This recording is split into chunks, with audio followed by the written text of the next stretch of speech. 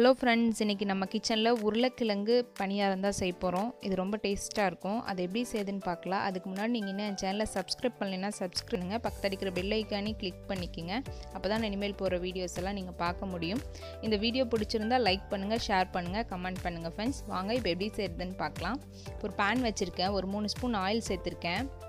Oil நல்லா சூடாயிடுச்சு. இப்போ ஒரு ஸ்பூன் கடலைப்பருப்பு, உளுந்து ஒரு ஸ்பூன், கடுகு ஒரு ஸ்பூன் போட்டிருக்கேன். இது நல்லா பொரியட்டும்.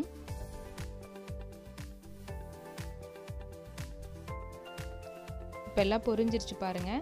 இப்போ நான் 2 பச்சை மிளகாய் எடுத்திருக்கேன். அதில் இருக்கிற விதையெல்லாம் நீக்கிட்டு நான் பொடியாக நறுக்கி வச்சுருக்கேன். அதையும் இதில் சேர்த்துக்கலாம். பொடியாக நறுக்கி உங்களுக்கு காரம் எவ்வளோ தேவையோ, உங்களுக்கு எவ்வளோ மிளகாய் சேர்க்கணுமோ நீங்கள் சேர்த்துக்கலாம். நான் இன்றைக்கி 2 மிளகாய் சேர்த்துருக்கேன். இது கூட ஒரு கொத்து கருவேப்பிலை சேர்த்துக்குங்க. இது நல்லா பொரியட்டும்.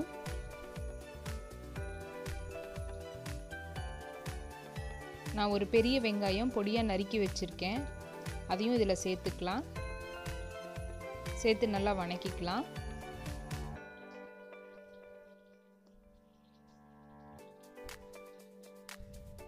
நல்லா வணக்கி விடுங்க.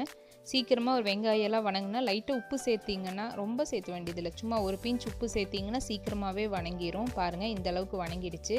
இப்போ நான் ஒரு பெரிய உருளைக்கிழங்கு அதையும் பொடியாக நறுக்கி வச்சுருக்கேன், கழுவி. அதையும் இதில் சேர்த்துக்கலாம். அதையும் சேர்த்து நல்லா மிக்ஸ் பண்ணிக்கலாம். நம்ம தண்ணியெல்லாம் இது எதுவுமே சேர்க்க போகிறது கிடையாது. எண்ணெயிலேயே தான் வணங்க போகுது. சீக்கிரம் வதங்கிடும். உருளைக்கிழங்கு சீக்கிரமாகவே நம்ம தோல் சீவிட்டோம். தோல் சீவி தான் நான் நறுக்கியிருக்கேன். அதனால் இது சீக்கிரமாகவே வணங்கிடும். ரொம்ப நேரம்லாம் எடுத்துக்காது. ஒரு 5 மினிட்ஸ் அப்படிங்கிறக்குள்ளேயே இது சீக்கிரமாக வணங்கிடும். இப்போ பார்த்திங்கன்னா தேவையான அளவு உப்பு. ஏற்கனவே நம்மளுக்கு மாவில் உப்பு இருக்கும், அதனால் பார்த்து போட்டுக்குங்க. அளவாக எவ்வளோ தேவையோ, இந்த உருளைக்கிழங்கு வெந்து பிடிக்கிற அளவு அந்த அளவுக்கு நீங்கள் உப்பு சேர்த்தா போதும். ஒரு 1/4 டீஸ்பூன் மஞ்சத்தூள் ஆப்ஷன் தான், வேணும்னா சேர்த்துக்குங்க, இல்லைன்னா வேண்டாம். நான் ஒரு 1/4 டீஸ்பூன் மஞ்சத்தூள் சேர்க்குறேன். அதையெல்லாம் சேர்த்து நல்லா மிக்ஸ் பண்ணிக்கலாம்.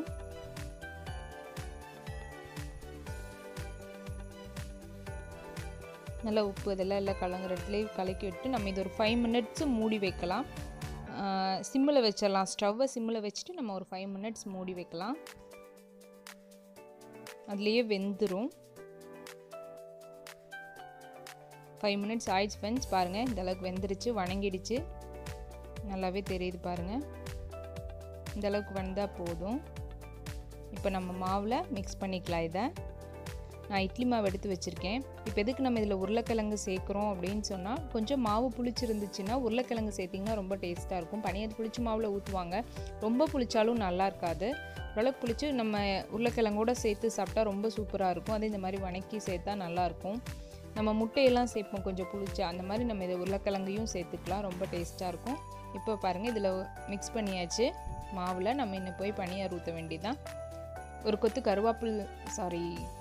கொத்தமல்லி தழை சேர்த்துக்கலாம். அதையும் சேர்த்துக்கலாம். நம்ம வணக்கிலையும் சேர்த்துறதா இருந்தால் சேர்த்துலாம். அப்போ கொஞ்சம் சுருங்கின மாதிரி ஆகிடும். அதனால் நான் இப்போ 2வதாக சேர்த்துருக்கேன். இப்போ நான் பனியாரக்கல் வச்சுருக்கேன். அதில் ஆயில் விட்டுக்கலாம் லைட்டாக.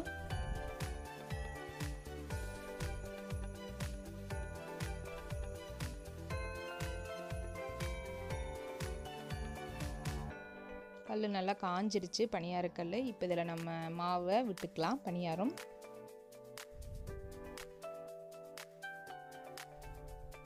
ஈவினிங் ஸ்நாக்ஸாக குழந்தைங்க சின்ன மினி டிஃபனாக கொடுக்கலாம். ரொம்ப டேஸ்ட்டாக இருக்கும். உருளைக்கிழங்கு சேர்த்தனால குழந்தைகளும் ரொம்ப லைக் பண்ணி சாப்பிடுவாங்க. ரொம்ப வித்தியாசமான டேஸ்ட்டில் இருக்கும், நல்லாயிருக்கும் சாப்பிடவே.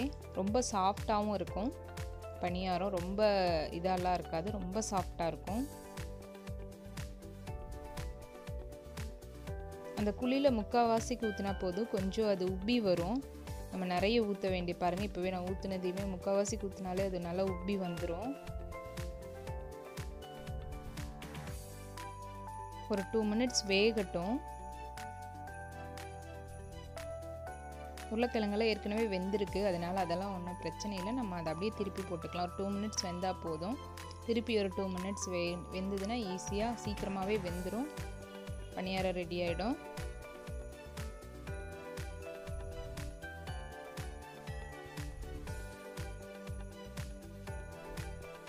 எல்லாத்தையும் லைட்டாக திருப்பிக்கலாம்.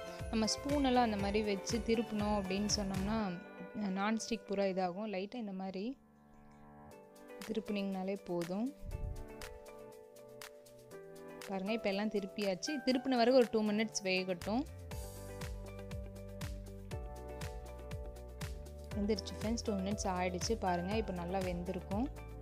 பாருங்கள், அப்படியே லைட்டாக கோல்டன் ப்ரௌன் கலரில் வந்துருச்சு எல்லாமே. மறுபடியும் ஒரு டைம் அதை திருப்பிக்கலாம்.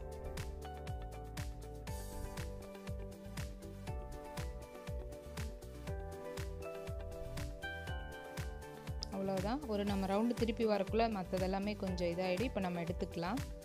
ரெடி ஆகிடுச்சு ஃப்ரெண்ட்ஸ். ட்ரை பண்ணி பாருங்கள், ரொம்ப சூப்பராக இருக்கும் டேஸ்ட்டு. பார்த்துட்டு எப்படி இருக்குன்னு சொல்லுங்கள், கமெண்ட் பண்ணுங்கள், லைக் பண்ணுங்கள், ஷேர் பண்ணுங்கள். தேங்க்யூ.